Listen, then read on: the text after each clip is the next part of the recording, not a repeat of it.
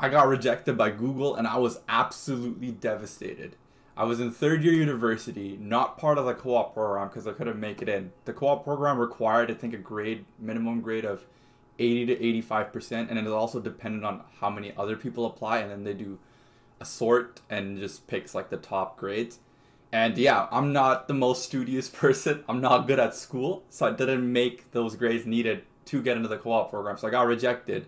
And so I had to look for my own job. And you know, Google was hiring at the time. They were hiring for internships. They were hiring for both co-op and internships, but I had to apply for the internship program. And that program already was getting like exponentially more applications just because there was a lot of people in my situation who didn't make it into the co-op programs. And I was competing with people from Waterloo, people from U of T. I was competing with a lot of different smart people. I'm from Guelph. Honestly, Guelph, like, it's a great program, but we're not known for computer science. So, yeah, I mean, you can imagine. But anyways, I didn't meet the grade requirements. I applied to a bunch of different companies. I applied to Google as well. And funnily enough, I somehow got the first round of interviews.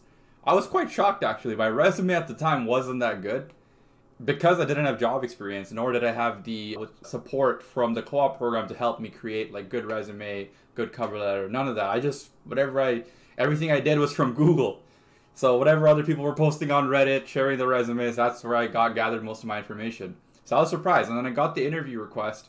The first portion of it is a take-home challenge. They send you an email to some link, you start the link, and it's a take-home challenge. It's like easy/medium level lead code question. So at this point, I've been practicing lead code, so I was decent at it. I wouldn't say amazing, but I was good enough. So I got through the challenge. The challenge was relatively straightforward because, again, it's curated for interns. So after I did the challenge, submitted it, didn't hear back for I think 2 or 3 weeks. And then after a long wait, and throughout the wait, I was also applying to other companies, I finally got a response back, and I didn't get rejected at this point. Imagine this is the start of the video, the first minute I already got rejected. No, I got through the second round, which was they make you do this survey. So you gotta fill up the survey. The survey is like, it's not a short survey. It actually takes about half an hour to almost an hour, depending on how long you go about it. But I remember it was a 2 or 3 piece survey where they ask you a bunch of questions. The first set of questions is almost like a psychological test. It's like, given all these scenarios, what would you strongly agree, strongly disagree?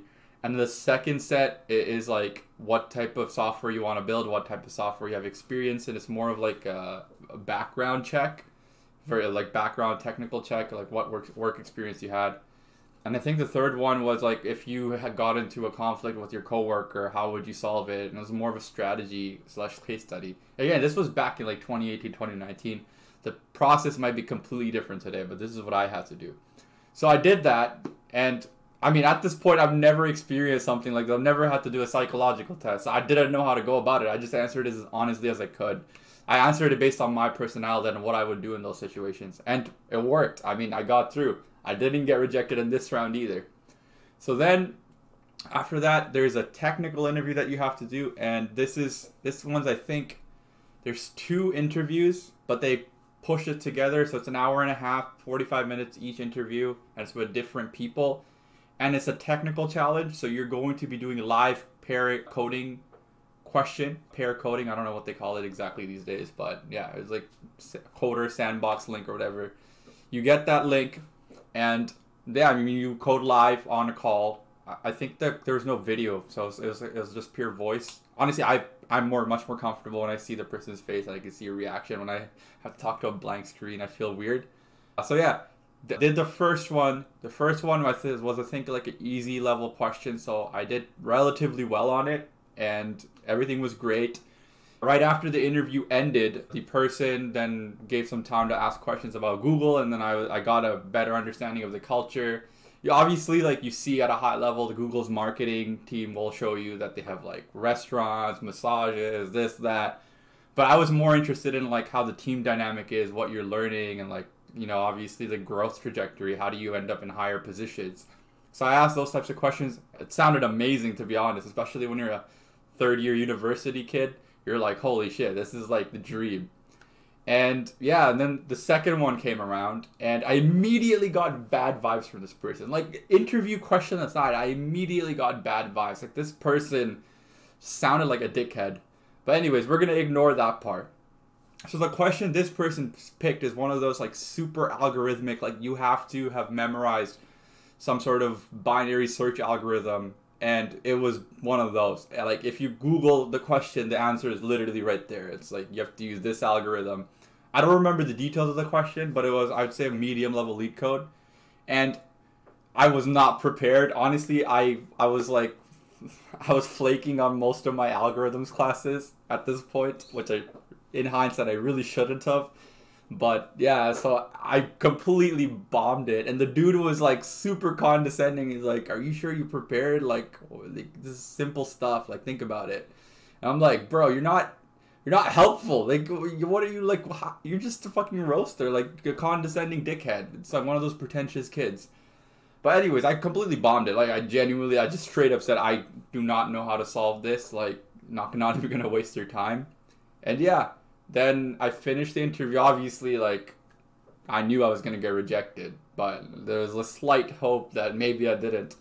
And then I got the phone call. The phone call I got almost like 2 months later. Like, this was a long time I waited for it to hear back. And yeah, they called me. They said that I did really good up until the last round. And the team loved me in terms of personality, culture fit. But, like, yeah, the deal breaker was I didn't pass the challenge. I passed half the challenge. I didn't pass the second half. And so, yeah, I mean, I was devastated as a third-year university kid. Didn't have co-op. Didn't have any job prospects at the time. And, yeah, it was a terrible experience, to be honest. Ever since then, like, I honestly had such bad experiences with applying to fan companies. And it's not just a lead code question. It's just their process is so chaotic. And they don't give a fuck about you as an engineer because they get so many applications. I completely understand. And when you're getting 40, 50,000 applications, you can't really have that personal touch that when you apply to startups you get. But funnily enough, I'm making more money than the average Google engineer in Canada today. So the average Google engineer in Canada, total comp peaks at around like 150 to 160,000 a year. Canadian dollars is probably a lot less in American. Obviously, you American counterparts watching this video are gonna be like, "Ah, that's nothing, that's pennies." But in Canada, that's quite a lot of money. And yeah, I'm making way more than that now. So Google isn't the only way. Rejection isn't the end of everything. Like rejection is redirection, and you can make it. You just have to take that energy, take that mental, mental energy, and put it into things that will get you where you need to be. And Google, Amazon, Facebook are not the only options. Anyways, thank you so much for watching, and see you on the next one. Peace.